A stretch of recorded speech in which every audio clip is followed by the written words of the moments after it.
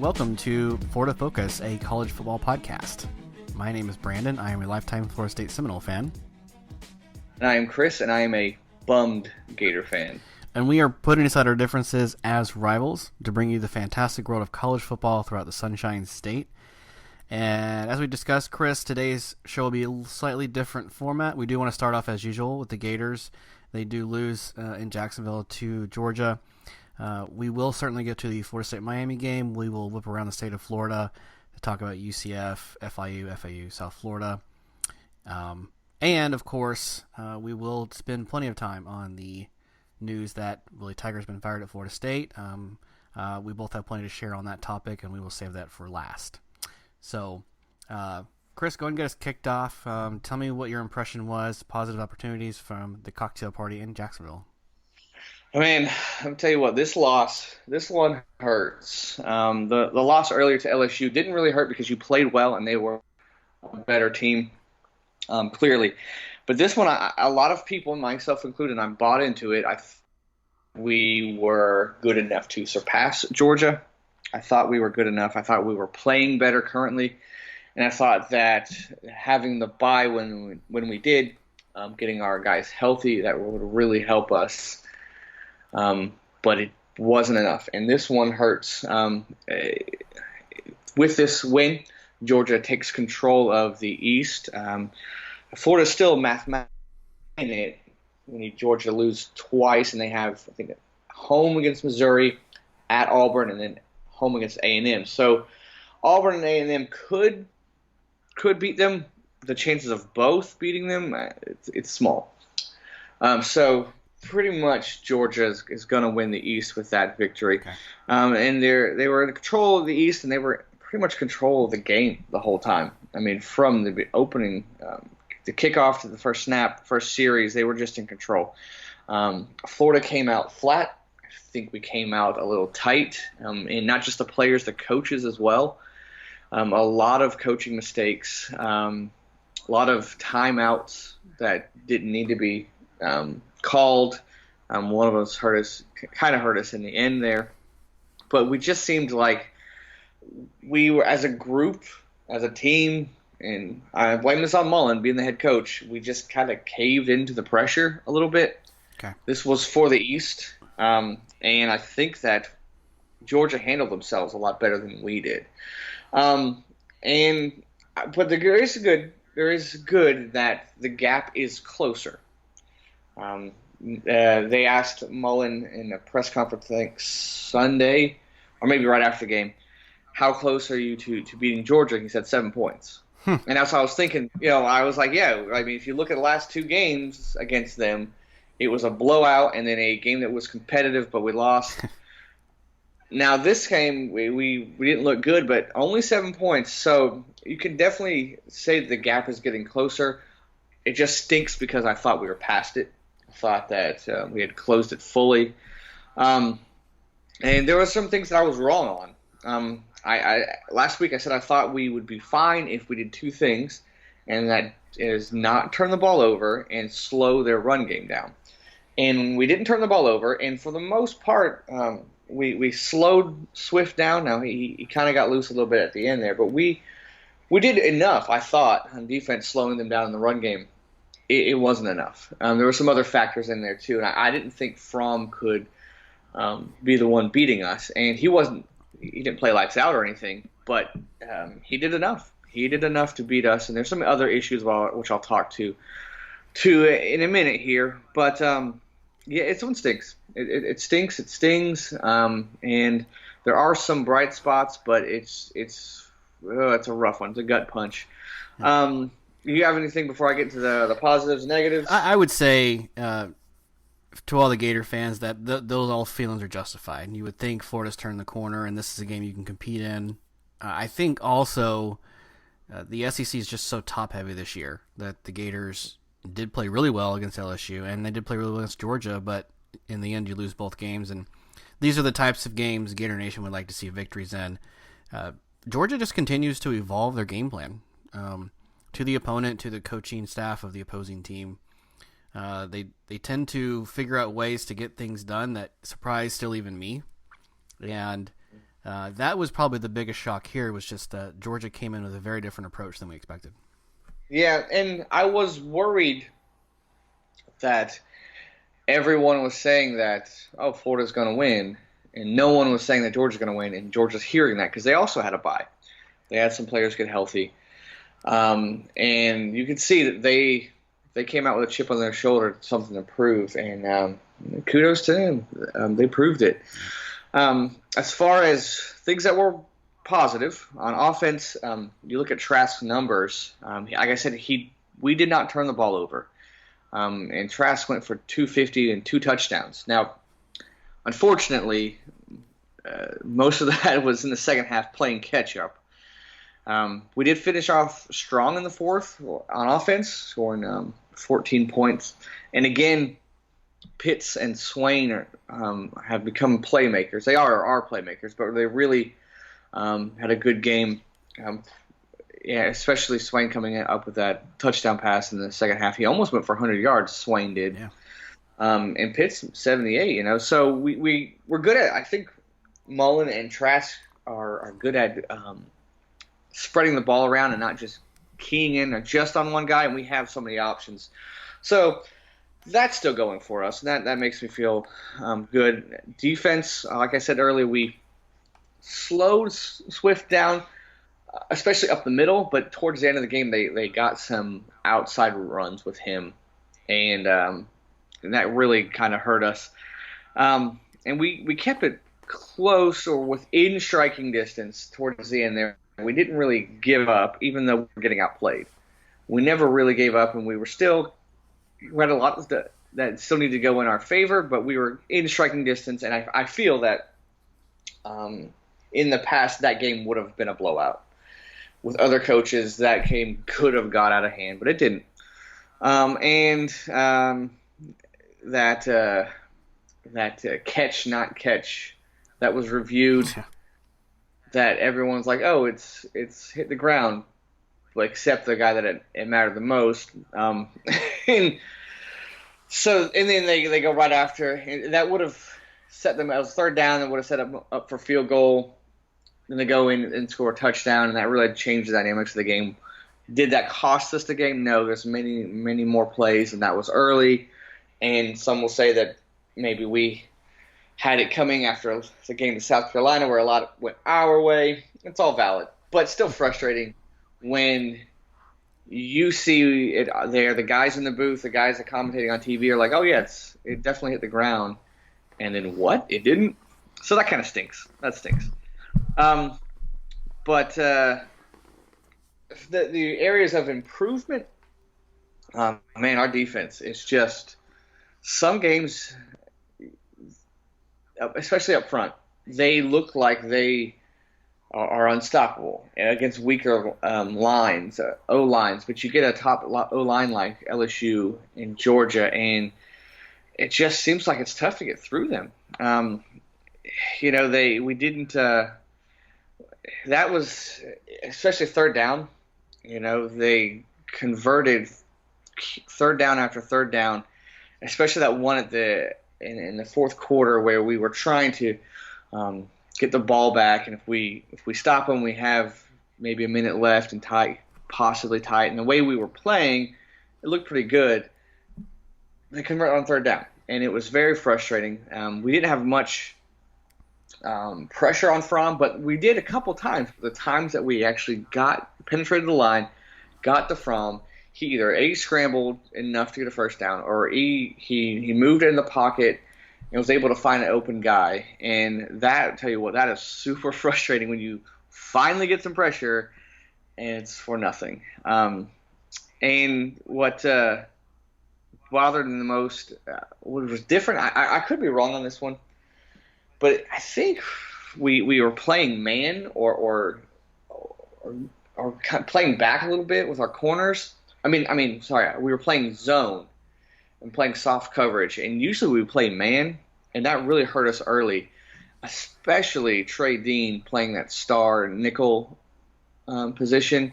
He just could not keep up, and he's been having issues all season in that position. I don't know if you move a guy like Marco Wilson to that spot to change it up or what, but that hurt us. That's been hurting us all year. And it seemed like we were running zone more. And I think our strength is man, I like our matchup with Henderson and Wilson on the corners. So that kind of bugged me. And Lawrence Cager just tore us up. Just tore a tall, big receiver. They just found the weak spots in the zone, sat down there, and caught the ball. So I think really defense let us down. Offense had their troubles too. They had zero run game. I'll say it again, 0 run game. Yeah. I mean, it's frustrating because that's an issue that we have to solve. And I thought maybe having Kadarius Toney back, we could possibly get him involved in the run game or screen passes. He had one play, and we didn't see him again. He wasn't injured. We just didn't see him again. Pirine, 31 yards. Pierce, 11. It's just 21 yards total. I mean, obviously you factor in sacks, but that's frustrating. Although Pitts had a great first half, he kind of disappeared in the second half. They did a good job of adjusting on him. And we didn't I don't think we converted a third down till like 7 minutes left in the fourth. That's not good. Wow. That's not good at all. It was great because our fourth quarter offensively was great, but those 3 quarters leading up to it, not so much. And I think this is the first time all year we didn't score in the first quarter. So you see another slow start for us. Earlier in the year we were starting off real well first quarter, but not this game, and South Carolina certainly not. So it's a frustrating one for sure. It's a tough loss for sure. There are some bright spots, and I see that the gap is close, but man, I really thought that we had them this year, and we didn't. Yeah, and it was still kind of close, but there was you mentioned Cager, who was a Miami Hurricane transfer. Pretty much had his way with the secondary and made the big plays, especially the one I think it was the fourth quarter. Yeah. The thing that stood out to me was 30 pass attempts by Fromm. We've mentioned before that is not Georgia's way, and they just kept throwing the ball, which just continually surprised me, but it kept working. You had enough production from their rushing attack, but you're right. With the Florida rushing attack has not seen any improvement over probably the last three plus weeks, right? Yeah. And that's something that they certainly have to address pretty quickly. I don't know if not having Franks maybe is part of that. I couldn't really tell you. Well, to your point, that fourth down that we went for it on, we threw it to Pitts, and maybe there's holding, maybe it's not. But normally, on fourth down and 1, Franks is running that ball. There you go. He's a big runner, So that's where you see where we would love to have a guy like Franks at quarterback. Yep. But they did show that they could continue to stay in the game, and they did not give up, and that's still impressive. But, yeah, Georgia, in the last, I think since Kirby Smart's taken over, this is the first year that they haven't beaten every SEC East team by 10 points.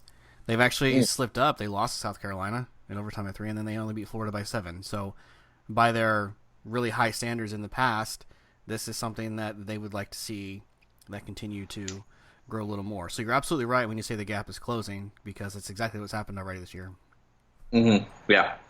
We're catching up. So I just need patience because I thought we were there, but we're catching up. Big picture, we'll get there, but right now it stinks. So, yeah, tough loss, and it's unfortunate that probably this loss eliminates Florida from any New Year's Six bowl, and it's not because they're not a good team, because last year they had 3 losses, right, and made New Year's Six. Right. It's just the competition on top. Everyone in the SEC and outside of it in the Big Ten as well, just so good, and still so many undefeated teams. It's just I still have hope that we're going to make it, but I agree. It's a lot different than last year, because last year was a little bit weaker up top. But I mean, we're right now, I think, sitting at number 10 in the poll. If we win out, only 2 losses, I mean, we still have a shot, but it definitely hurts it big time. Right. Big time. Yep. Crowded at the top this year. Yeah. For certain. Sure. Okay. Well, that's all the only final thoughts I had on the Florida Georgia game. Anything else you'd like to add? No, I'm ready to move on. Okay, I totally understand. Yeah. Why don't we talk about a little bit of UCF? That sound good? Yeah. Yeah. So they keep doing what they want to do. They started off really slow against Houston, but they do win 44-29. Houston came out and rushed the ball for 202 yards in the first half against the Knights, and this was the perfect game plan. If you are any American team, I'd watch the film and say, that's exactly what I want to do. Now, we've already established that time of possession doesn't mean anything to UCF. They're going to score in under 2 minutes no matter what. But if you're exhausting their defense, it's going to matter late in the game, and you'll be able to move it fast on the third and fourth quarter. So that worked a little bit. Houston did lead 23-21 at half, but just too much third quarter and too much UCF in the second half, and so the Knights pull away pretty handily, and huge convincing win at home. Yeah, I only got to watch the first half of the game, and I was kind of bummed because it looks like a good game. I'm glad I didn't because it wasn't a good game. Yep. I mean, unless you're a UCF fan, obviously it was a great game. But yeah, they turned on the Jets. They blasted off, pun intended. Nice. Anyways, got it. in the third quarter, and they it was a good win for them because the first half Houston did everything right. Yep. But UCF figured it out and outlasted them. And one note there, I liked is one of the running backs, Wimbush, one rush for 32 yards. I saw him. Yeah. I was like, wait a minute, is this really happening? I was going to point that out, and also just speaking about the announcers, they just don't watch these teams when they go out. They're like, why is Wimbush in the game? And then they're like, he leaves, and then Daryl Mack comes in, and they're like, I don't think Dylan Gabriel's hurt. They just sounded very confused. Right. And I was like, no, they've been doing this all year. So is this on par for them? Goodness gracious. They're still adding fun wrinkles, still having fun with it. A lot of good positives. That being one of them. The emergence of Bentavious Thompson, who's had a really good couple set of weeks. Trey Nixon getting more targets. He still has some drop passes as a wide receiver, and you want to get that cleaned up. But they didn't really focus on Gabe Davis this week. He only had 3 catches for 46 yards. But UCF just continuing to do the right things. They're up to 7-2 now. I think this is 3 games in a row they've won. And those losses to Pittsburgh and Cincinnati seem an eternity away. So they have turned it back into their UCF winning ways. Yeah, yep. For sure. Okay.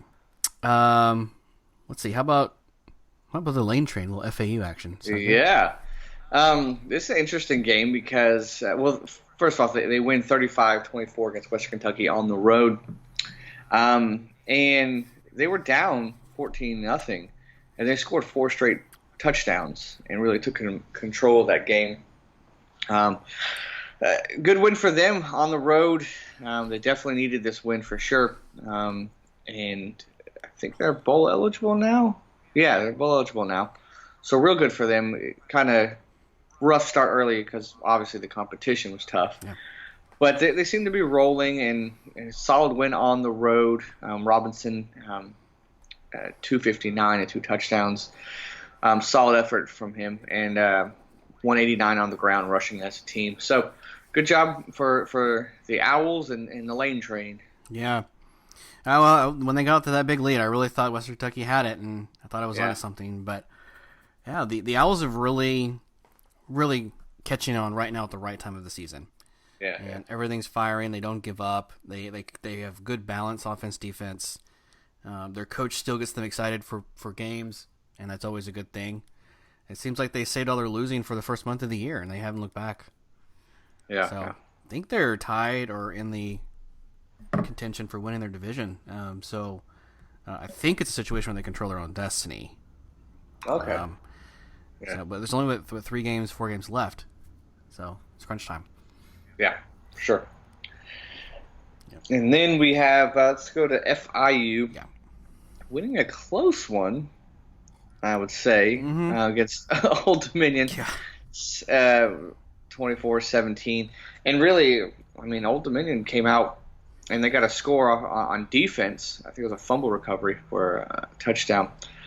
And then so you're down early against a team that ODU only had one win on the season. Yeah. You shouldn't be messing with them, and they did for a while there. But they're able to pull it out. FIU was able to pull it out, and they just don't look the same the last couple of games. They should not have been this close against Old Dominion, and it seems like they're backpedaling just a little bit. Yeah, I was shocked. They never pulled away. They never looked comfortable. They never had a decent lead. They settled for 3 field goals when they should have punched it in. Yeah. And in the second half, they had enough of a lead. You're like, well, maybe if ODU scores and make it interesting, and that's exactly what they did. Yeah. So they did really just hold on. They didn't look like a dominant or even decent. They were the better team and kind of looked like it, but this wasn't a very convincing win. But yeah, it was a W. Yeah, you'll take it, especially at this point in the season. Take it. Yep. Take it. All right, you want to go ahead and talk about it? Yeah, and a real quick note: South Florida was off this week, so nothing to talk about. For Yeah. So let's talk about this elephant in the room. Chris is like, let's talk about it. Okay. Let's just get to it. Before we go any further, I do want to let you know you're thinking one big question right now, and I'll answer it for you right now. Okay, Chris? Yeah. Okay. Please. I did remember to set all of my clocks back on Sunday. Okay. So. Okay. Because I know. I lost some sleep. I was wondering, did you do that? You were very worried. I'm sure you were. You're like, I know the phones update themselves, but did you set the clocks back at home? Yeah. The answer is yes, I did. So. Okay, good. Yeah. I don't think we have yet. Okay. Well. Honestly, I think our stove still is an hour off. Now that you mentioned that. Awesome. Oh. Yes. So huge breaking news out of Florida State. Willie Taggart, after a 9-12 starting record at Florida State, is fired. Not even before the end of his second season. Yeah. We did release an instant reaction, which is kind of just, hey, this is kind of what we're thinking now. And I've had a few days to think about this, and my opinion still stands that I don't think this was the right move. I am very much of the opinion that Taggart should have had at least one more season. I've been saying 3 years for a while, and I didn't shy away from that. I also understand the decision now. If you're going to make this move, you have to get it done with enough time to hire a coach before the earlier signing period happens, which is mid-December. Mm-hmm. I don't like the way this looks for the university. This is something where you basically raised up to $19 million or $18 million overnight to buy out Willie Taggart's contract, which still had payouts to South Florida and Oregon because they were all rolled into one buyout from 2 years ago. This is concerning because there's been so much talk about the finances and wanting to build a football only facility, and Florida State just simply doesn't have a budget like the major programs in the SEC or the people that have a national brand, and we have to kind of work with less. And here we are having all of these boosters and alumni shelling out this money. So I have concerns there. Having said that, you want to see the most improvement in your coach from year 1 to year 2, and I don't think there was enough. And I think that's part of the reason why Taggart was let go. You had a season where you're going to struggle to get to a bowl game again, and we figured that would be the case, but it's mostly because a lot of the recruiting off the field and grabbing some transfers with offensive line and getting the culture straight just didn't quite take the turn it was needing to into year 2. And it was starting to show. I was always a fan of the family atmosphere he created, having dinners at his house, the coaches loving him, winning the recruiting trail, but it didn't amount to the W's on the field. If you win some of those close games this year, this looks very different. If you had held on to win Boise State, if somehow you snuck in the end zone and maybe even lost in overtime or won against Virginia, if you had maybe gone for it on 4th down against Wake Forest and snuck out a win there, I'm not saying that would have been the end-all, be-all, but that looks very different, right? But here we sit, Florida State's 4-5.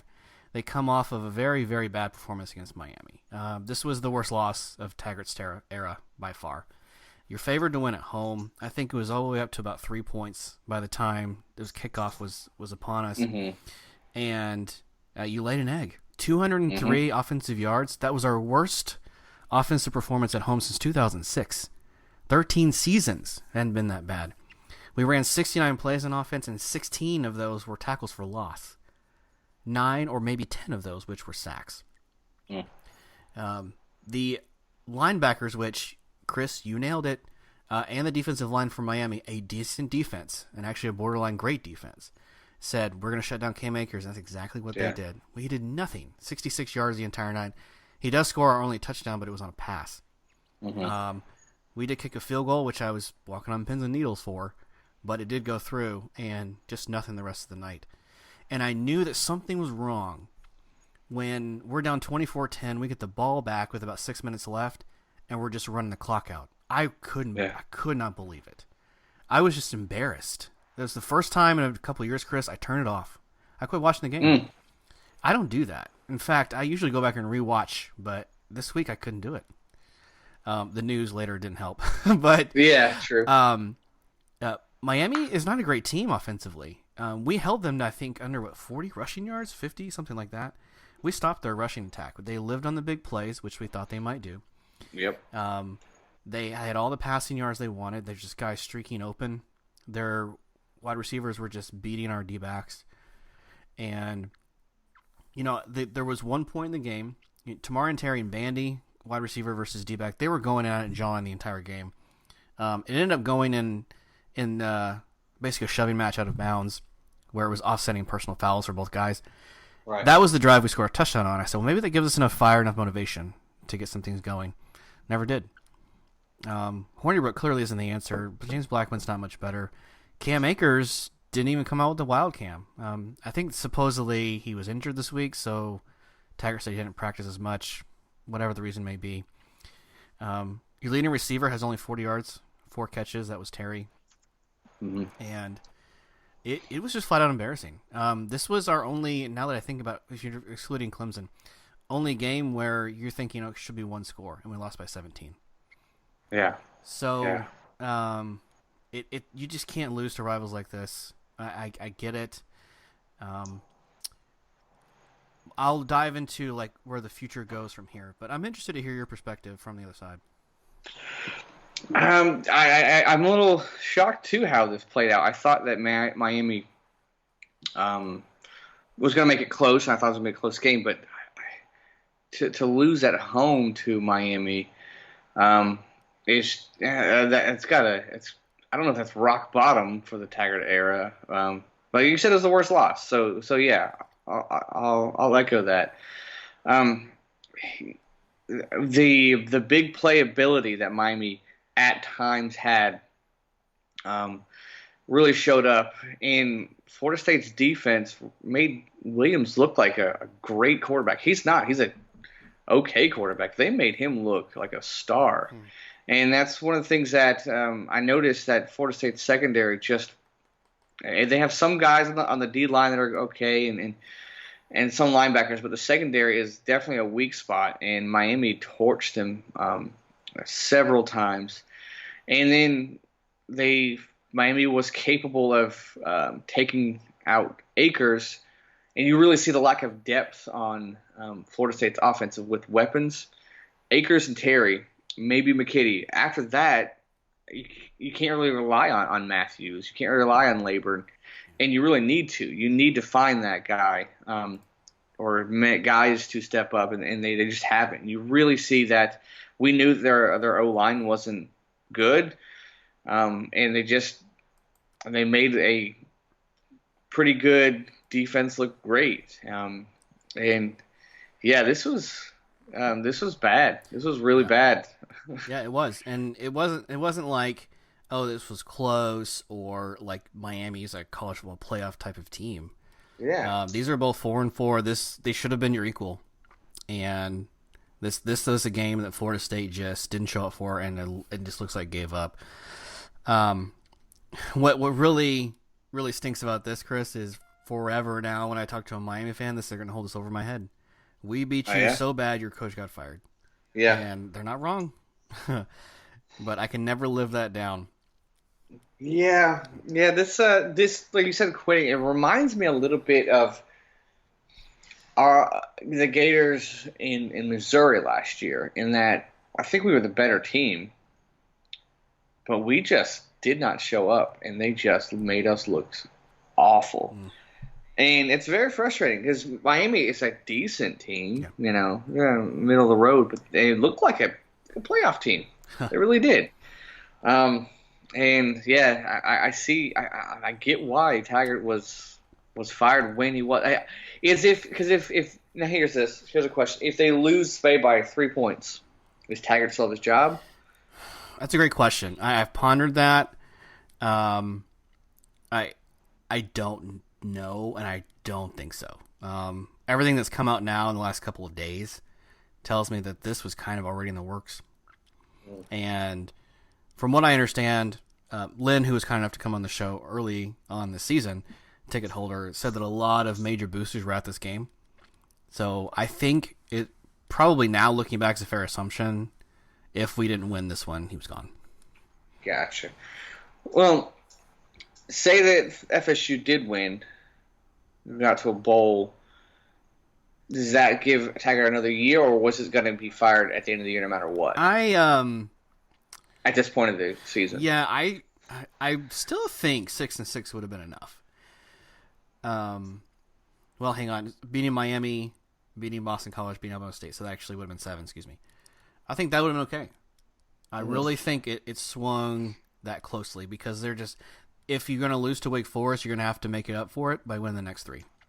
Right. And we didn't. Yeah. So, it's just tough. Did I like losing all those games? No. Did I stand by them? I did. I still do. I think Taggart will be a great Group of 5 coach. I'm pretty sure that's where he's going to end up again. He certainly doesn't have to worry about urgently getting a job. But something that was pointed out to me that I really didn't think about until he was let go is that all of his success was in the Group of 5. Western Kentucky, South Florida. He only had 1 season at Oregon and then almost 2 years at Florida State. Yeah. So, and those were all turnarounds. These weren't things like he was a tenured coach for a decade. He was there 3 years and gone. He was kind of a turnaround guy. Yeah. So, it just really stinks. Like, everybody's like, oh, he's going to get paid. He has plenty of money. Yeah, but this was still his dream job. It's not like he wanted to go. And he made some very classy comments when he left. And, the guy who's been a Florida State fan his whole life, I'm very curious to see, how does he embrace the program? Does he still become a Seminole fan? Only time will tell. Yeah. Yeah, you ever want to see a guy who has a family and a life, you want to say, hey, I want you to lose your job. You never want that. It's never a good feeling. Right. For sure. But I was just kind of curious as how long, because say you win this game, what is his signature win at Florida State? Well, I think I kind of mentioned the instant reaction, but if it would have been last year against Boston College. Yeah. They were ranked at the time. I don't think they ended up ranked. I never actually confirmed that. But it was a win against a top 25 team by 1 point. Kept you in bowl eligibility contention. Didn't matter. We lost to 4 the next week. But I don't even know that counts as a signature win. Yeah, I mean, and if, say, you beat Miami here, is this a signature win? I mean, then your other chance at a signature win would be Florida this year. Right.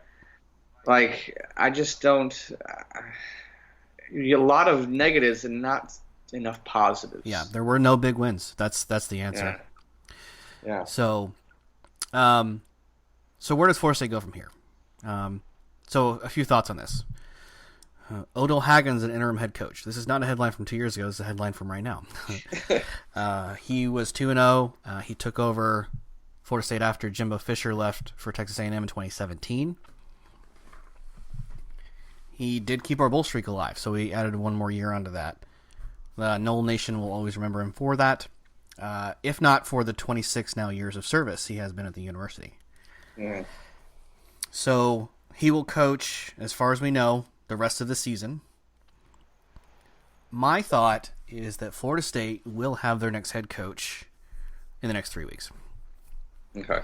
That's why you made the move now, and yeah. You have to go out and you have to consider a few things, but you have to get them probably by the time you play the Gators. Because you have a bye week before that. So, a little extra buffer built in. That would be a good time to hire someone. Yeah, and I think last year Taggart was in. 2 years ago. It's been a rough week, man. Yeah, Dates and everything are mixed up here. But when Taggart was hired, he was actually at the bowl game, the Walk-Ons Independence Bowl. He was in the press box making comments about how there would be no huddle, and looking back now, that's interesting. But I would think that probably by the time you play the Gators, if you make a bowl, and by the time you play that game, by 100%. So here's the way I see it, Chris. There's 4 different directions Florida State can take with this hire. Okay. Number 1 is you hire internally. You have to consider Odell Haggins as a head coach. I'm almost 100% sure he's not a long-term solution kind of guy. He would be like a 2-year kind of deal. You also have Jim Leavitt. Jim Leavitt is on staff as a defensive analyst. I think the announcement from Haggins was that he will be on the field this week when we play Boston College. Yeah. He was the head coach at South Florida back in the 2000s, and he was the defensive coordinator at Oregon with Taggart. We really thought we were going to hire him with Taggart and they would come together, but there was some kind of weird fallout, and Leavitt ended up taking a year off for some reason. But here he is. We got him on staff late September. Or if you want to take a really crazy risk, you could think about promoting Kendall Briles to OC, from the OC to head coach. Not a fan of this one, but you'd get him pretty cheap. He's right. The problem with any of those 3 options is that there's no long-term signs of success. Briles never been a head coach. Haggins has for 2 games. Leavitt was, but had some controversy with the Bulls. And he hasn't been a head coach in over 10 years. So that's route number 1, hire internally. Number 2 is you go after a major group of 5 coach. I know the guy you're thinking, it's on everybody's mind, is Mike Norvell of Memphis. Signature wins, great rushing attack, only 38 years old. All right. And can flat out run the ball. Some success in the American, although he hasn't won a conference title. Let's keep that in mind. Mm-hmm. But certainly a really big upside. You could also pursue some other coaches. Lane Kiffin already said he wanted the job. Yeah. Not shocked. But I think that list of group of 5 coaches is pretty short. You could consider some other guys of the American, but Norvell would be your main target. So that's number 2. You go after a group of 5 coach. Number 3 is you go after a Power 5 coordinator. Go after like an SEC kind of guy. Brent Venables would be the number 1 choice. Will he go away from Clemson? He's been asked for several years in a row, and he always stays. So that's another one you can kind of go with, but no head coaching experience. Not sure Florida State wants to go that route. And then your 4th choice is you swing for the fences. You pony up whatever money you have left, and you try and get a proven Power 5 successful coach. There have been rumors this entire week, which I've not been able to substantiate, and I'm still not certain if this is actually true, that Bob Stoops has been talked about for the next Florida State head coach. He was down in South Florida for some kind of meeting / fundraiser regarding the XFL, where he's supposed to be the head coach for the Dallas Renegades, I believe is the team name. You could also go after like a Mark Richt. Or you could maybe, oh gosh, am I going to say this? You could consider Urban Meyer, but I don't want him. What do those 3 coaches have in common, Chris? They're all retired and there's no buyout from the school they're at. Yeah. Yep. So that is the common factor there, and that would save you a little bit of funds. So that's the way I see it. Now, what do I want to happen? Well, I'd love that we can go get a guy who's proven winner. I think maybe you have to consider the internal option. Keeps recruiting stable, keeps the program together.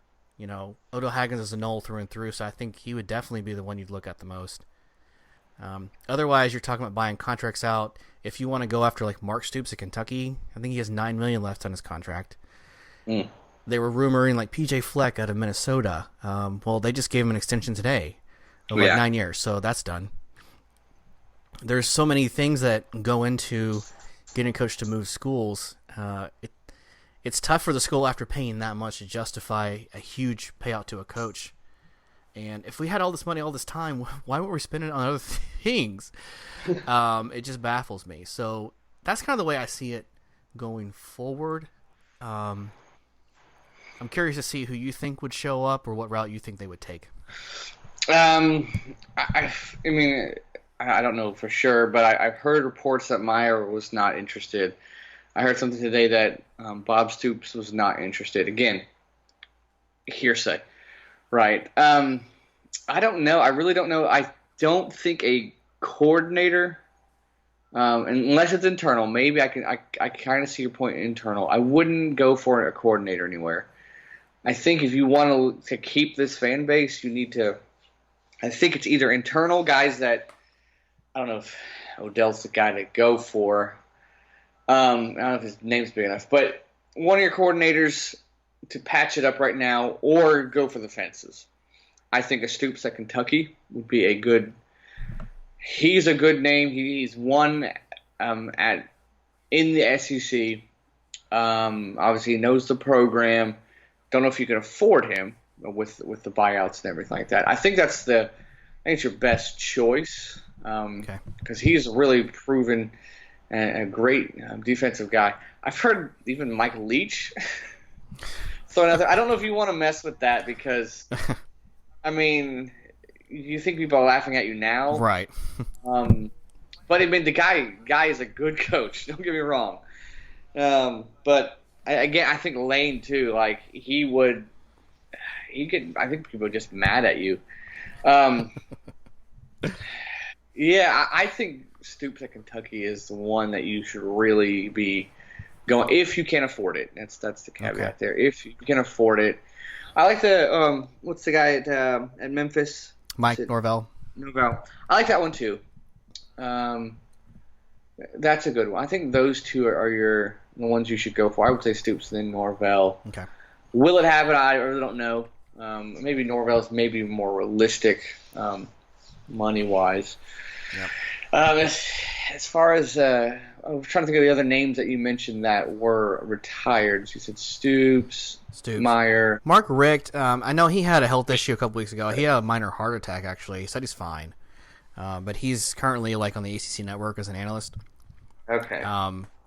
But Florida State offensive coordinator for over a decade, FSU grad, loves Bobby Bowden. Was a Knoll for a long time as a grad assistant before he was even a coach. Mm-hmm. I just don't know that he's already retired once. How many years would he give you, and how much money would he want to do it? Some other coordinators that I kind of looked up. Some other. Well, let me start. Let me back up a little bit here. Another Power 5 coach to consider is Matt Campbell at Iowa State. His name gets thrown around every year because he's rebuilt the program, has some stability, but again, not a proven winner kind of guy. So question marks there. Alex Grinch, he's the defensive coordinator at Oklahoma. That was a great hire for them over in the offseason. Am I crazy to say Kerwin Bell, South Florida? That's an interesting kind of take on this, right? You get a guy for pretty cheap. He has won in Division II. He's had at least 1 year of experience at a program at a school in Florida. Has history with the Gators. Maybe a crazy pick, but you entertain the thought, right? I would think. I think if you go after him, the average fan is going to go, who? Yeah, they will. They would. And I don't think you need to have a name that people – because, I mean, the support is low. And understandably, it's low. And you need something or someone to really get the people fired up, I think. Yeah, I guess I was just thinking of like the UCF. Now, we're steps above UCF, but I'm thinking they hired Scott Frost. Most people said who. Now, you and I knew who he was, quarterback in Nebraska. Right. Then they hired Josh Heupel. Most people were like, who? But, quarterback at Oklahoma. They're just hiring national championship winning quarterbacks. So Yes, that's. Yeah. Chris Leak is next, I guess. I don't know. Yeah, there we go. But I think that's the biggest concern with a major coordinator, unless you go like a Venables route, because that is the name people do know. I think, yeah, if you are going to go coordinator route, I would go Venables. But the rest, right now, you need a win. You really need a win. Yep. So I just don't think that where they are now, you don't need a guy to, hey, we're going to try you out the first time head coach. I think you need a somebody who's already had experience as a head coach, preferably at one of the higher levels.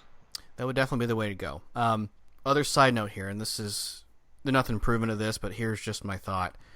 By the end of this season, my assumption, Chris, is that we maybe keep a max of the 3 coordinators we have on staff right now. 4 tops.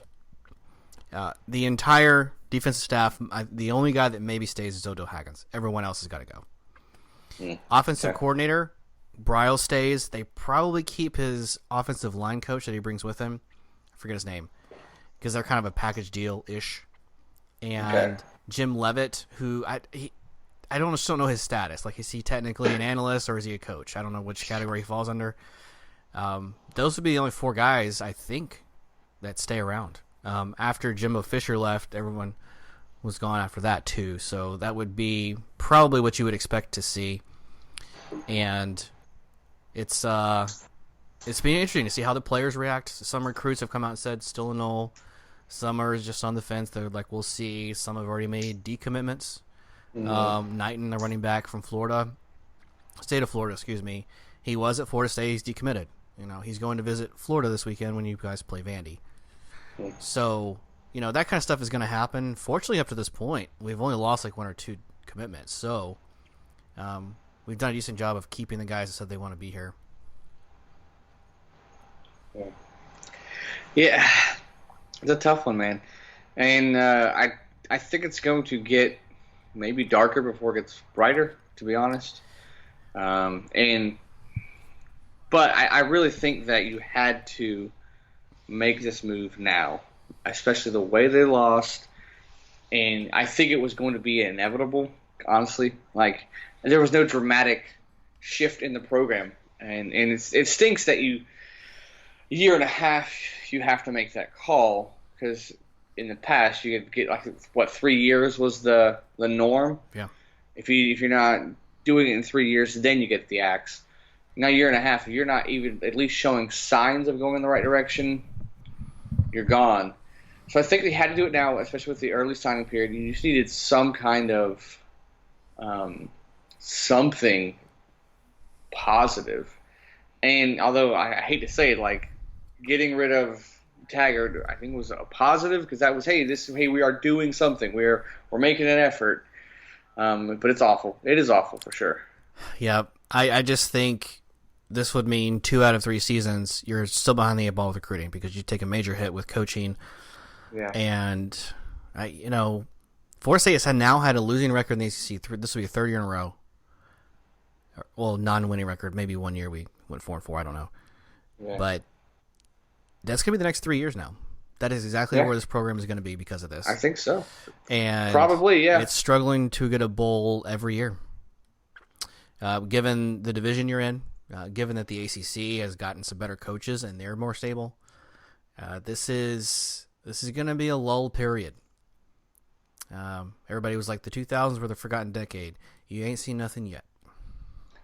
Yeah, it's going to be dark for a while, I believe. Because say you get a guy in that's a good coach, probably typically not till year 2 before you see the progress. So, I mean, the end of this year, next year, at best 2 years from now, you'll see some progress. Yeah. So, yeah, it's going to be tough. But I think you need to hit the bottom before you can go up, and this is it. Yep, last year 5-7, and then having your coach fired after losing to a rival. That can't imagine it gets much worse than this. By the way, first time in my lifetime an FSU coach was fired. Bobby retired. Jimbo left in the middle of the night. Right. Okay. So I'm not a bucket list I want to check off, but it happened nonetheless. Yeah, yeah. So, anyway, I with the rest of the season, it's just a matter of do they want it? Who cares? Who wants to improve their draft stock? Right. Do they play for Haggins? I really don't think that's a question. I'm pretty sold that they will, but it's just hard to tell. With how far behind in talent. This Saturday we'll get to that in a second, I guess. But yeah, you can tell my voice. I'm not as chipper as I usually am, and probably deservedly so. But I mean, we'll start with FSU's opponent this week while we're talking about it. Okay. Yeah, sure. We'll just transition to them, and then we'll do the rest. Okay, sounds good. So they Florida State goes to Boston College. Supposed to be a high of 40 up in Beantown, so very cold. I was afraid this would happen.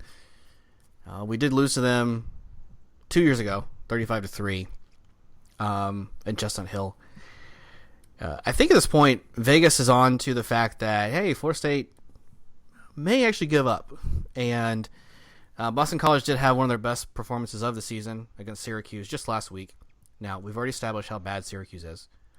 Mm-hmm. But for Boston College, who's kind of inept outside of A.J. Dillon to score 56 points and set a school record for yards, that's concerning. You don't want to see that the week before you play them. Yep. Gaining all kinds of confidence.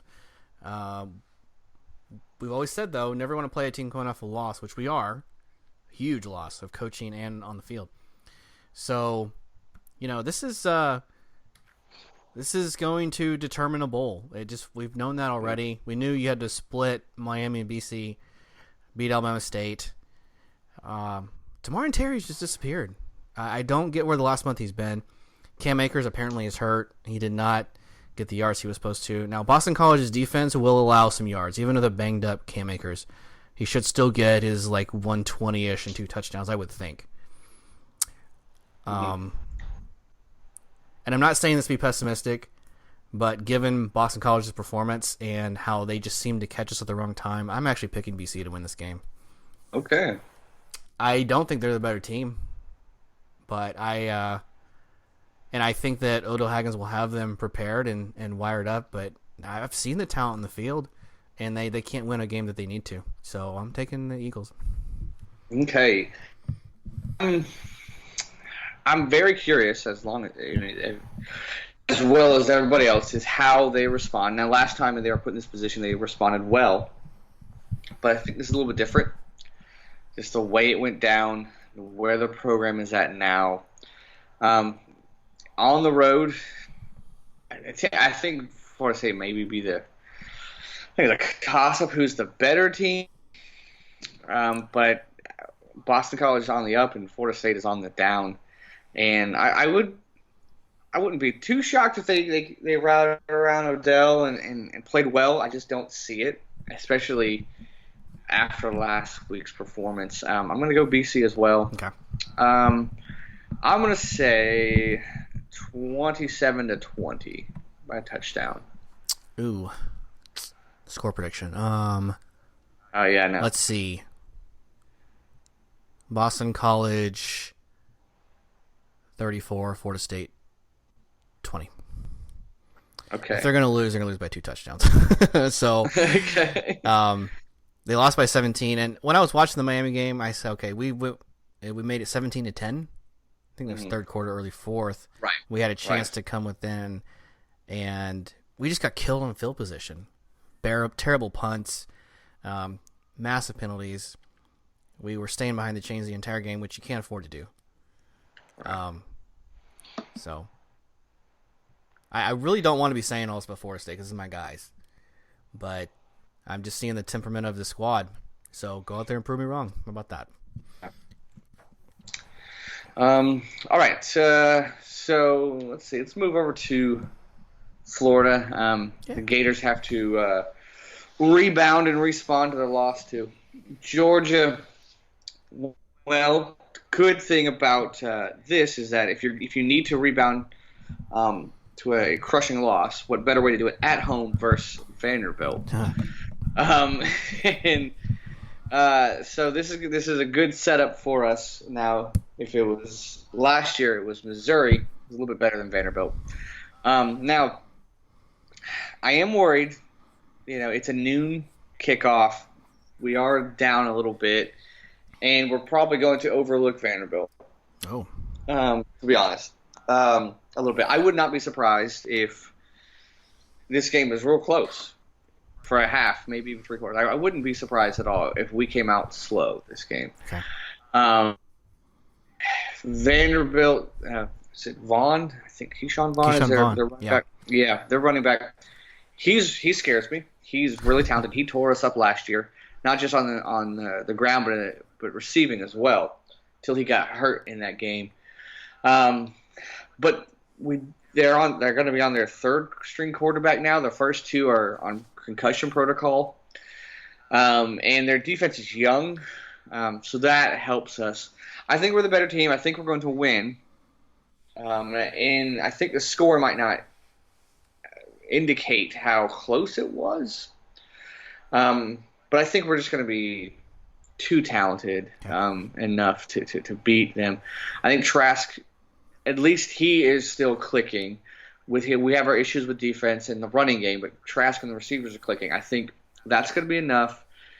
I think we can get to their third quarterback, and I think we'll be all right. I think we're going to go, let's see, as far as score, I'm going to say 38-17, but I think it's going to be closer for at least the first half.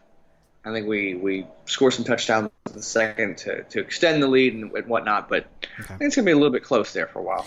Yeah, you pointed out Keyshawn Vaughn, their weapon, and it's a shame that they couldn't get decent quarterback play this year because guys like Lipscomb and their other wide receivers would have really had a chance to shine, and Vanderbilt certainly would be better than their 2-5 record had they gotten that going, but they just can't get the receivers covered. They can't make the right throws. They've had to rely on Vaughn so much, and he definitely has the skill set to run you up. And he had great games against all the good SEC squads.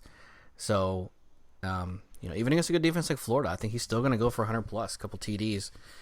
But yeah, too much Florida. The defense will get their stops when they need to. The passing game just continues to improve. The rushing attack, we've already addressed. That's a concern for the Gators. But definitely going back home, I think you're right. This is something you definitely want to see on the schedule after the Georgia game. I guess the only thing you kind of alluded to here, but didn't really say it, is the look ahead to like Missouri, who's giving you a lot of trouble.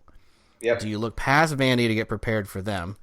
And of course, you can't do that. Last year, this game ended very uncomfortably after a benches clearing fight.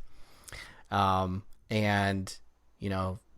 won't forget that necessarily, but I have no doubt the coaches will kind of clean it up and make sure everything is clean going forward. I'll take the Gators 28-17. Okay. All right. Vanderbilt always plays tough. They did beat Missouri, but now Missouri's kind of but I think we're just going to be too much of them. But I fully expect us to sleepwalk through the first half. I really do. Oh. I hope I'm wrong, but I wouldn't be surprised if it's within a score, 3 points at halftime. Okay. But I trust Mullen and the coaching staff to get us through the game and make the adjustments, and wake us up and whatnot. And I think we'll be fine. Yep. And just to further some thoughts you were saying about, before Mullen, games like this you would struggle with and have to come back and win or sometimes lose. I think it's fair to say now that if a team like Vandy beats Florida, it's a true upset again. And I'm not going to call it. I think Florida does okay. Yeah. All right. Well, thanks. We'll of course get all the other Florida teams, but thank you for taking the time to give us a little more Florida State attention today than usual. Yeah, you need it. And there's a lot to unravel with everything, and we still don't know, how this week and the next one unfolds. So we will certainly keep the fans and community updated as we see fit, and if we have any more urgent update news, we'll certainly get it to you as quickly as we can. But anyway, more games on the horizon. Want to talk about a little bit South Florida? Yeah, let's do that. So the Bulls and hey, Charlie Strong, how you doing, man? It's been a interesting season for you. Yeah, a little So bit. keep up the good work. South Florida plays on Thursday night against Temple. They come back home, and this game is only like a 2-point spread. I think Temple is still a favorite, and I'm taking Temple to win here, but the way that South Florida's kind of turned things around, no reason to believe this won't be close. It may even be like South Florida lead in the fourth quarter. I think they blow it. I think somehow they lose the game. Temple, by the way, is currently still the only team to have beaten Memphis this year. So that's a really quality win for them.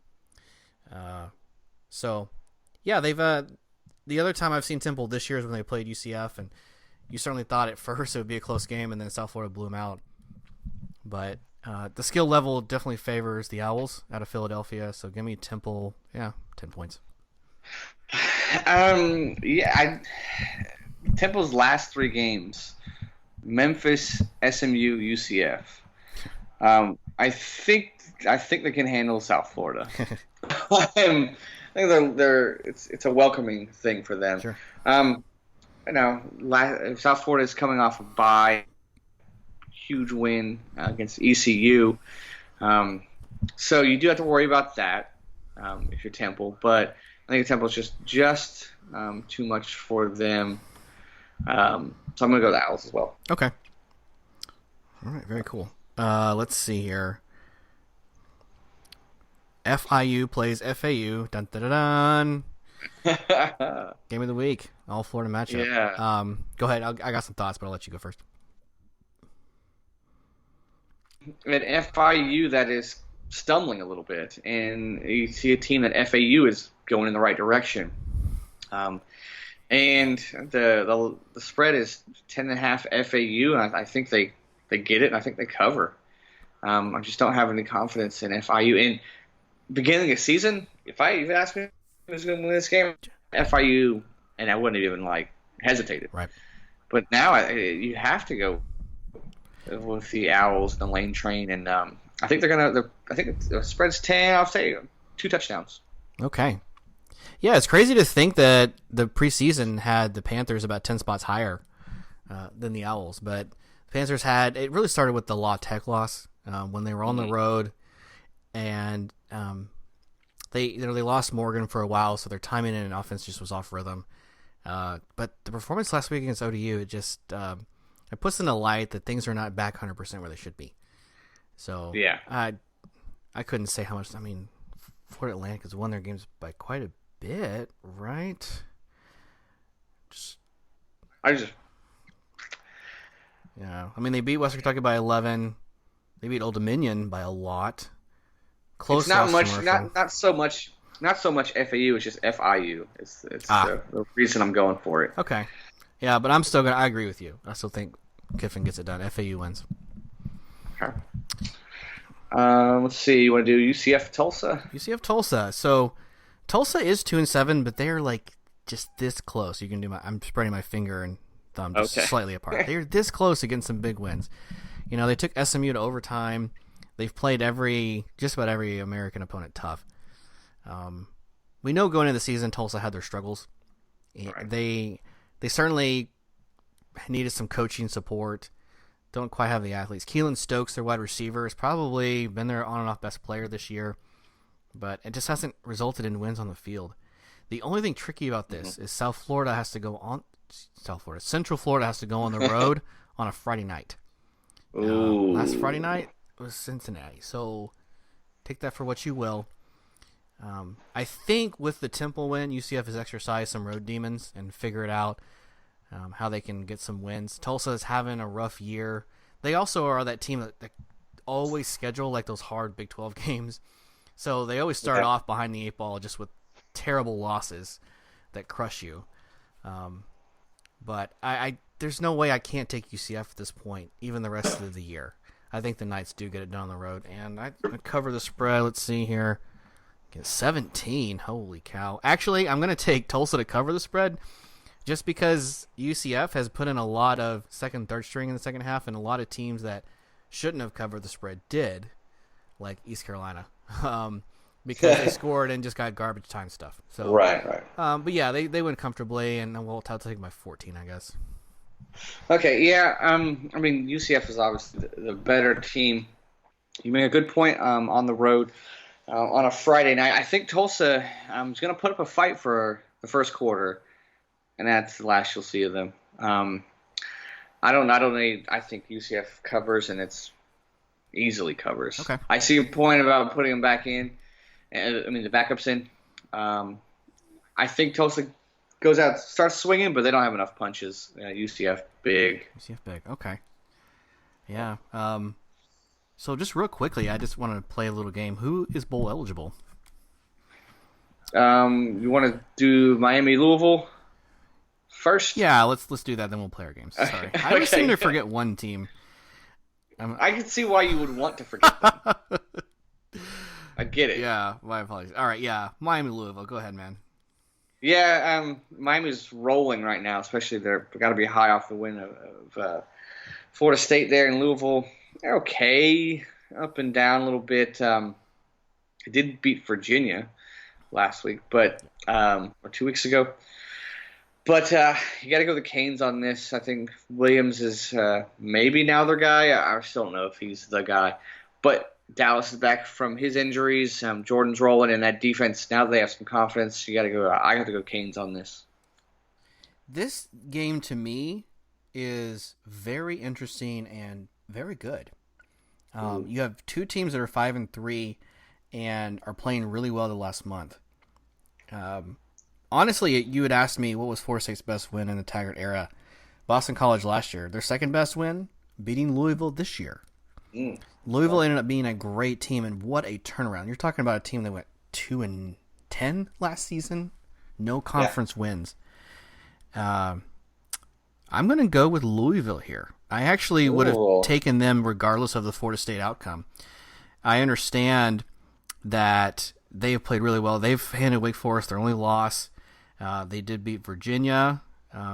Louisville is, ever since that Florida State loss, they've just been on fire. And Satterfield's got them clicking. They like to run the ball. They like to bore you to death. That's kind of their style. And when you're talking about a team you play on the other side, so Florida State and Louisville are in the Atlantic, Miami's in the Coastal. They don't see this team every year. That's what gave That's what gave Clemson trouble with UNC. So I'm taking the Cardinals. Yeah, I think the spread is 6.5. I think Louisville covers. I think it's going to be like a 2-point game. But yeah, they're rolling. I think it's going to be a good game regardless because both teams are up on the rise right now. So which makes for a good matchup, and it should be a good game. Absolutely. All right. Does that now cover all the teams? Did we get everybody in there? Yes, okay. Yes. My apologies for jumping the gun there. You don't ever have to apologize to Miami. Oh, thank you. Appreciate that. Okay, so bowl eligible teams in Florida. Gators are safe now, right? Did we get them? Yeah. Okay. Florida State needs to win 2 games out of their last 3. So they have to beat Boston College and Alabama State. Let's just assume they're going to lose to the Gators. South Florida, they are currently sitting at 4-4. So they need to win 2 out of their last 4. Now, this is the roughest stretch of the year for them. Temple, Cincinnati, Memphis, UCF. Now, they do get those first 3 at home. Right. And then traveling to Orlando is only about an hour and 15 minutes away. But you're going to be in Central Florida the rest of the year, so that kind of, I would think, would help. Yeah. Let's see here. UCF 7-2. They're already bowl bound. Good for them. To Miami. I know you really love talking about them. Oh, yeah. What are they? So you don't forget them this time. What is their record now? Let's see. 5-4. Okay, so they just have to win one more game. And they play at FAU and Duke, so yeah. So they're going to beat the Panthers for sure. Yeah. Okay, so they're pretty much guaranteed a bowl. Yeah. Good for them. Not really. Let's see. FAU qualified. Okay. FIU plays FAU this week. Miami and at Marshall. Ooh, I don't know if they're going to win any of those games. Yeah, they're not going to beat Miami. It might come down to that Marshall game. We are Marshall. Yeah, you're right. Last game of the season. So, yeah, there's still a chance for everybody still has mathematical hope to make a bowl game. I'm kind of surprised at that. Interesting. One day, They'll all be in. when they're all in, this is when like the kids are off to college and we're retired. One day, we're just gonna go to all the bowls. Ooh, there you go. Would love that, but that's down the road.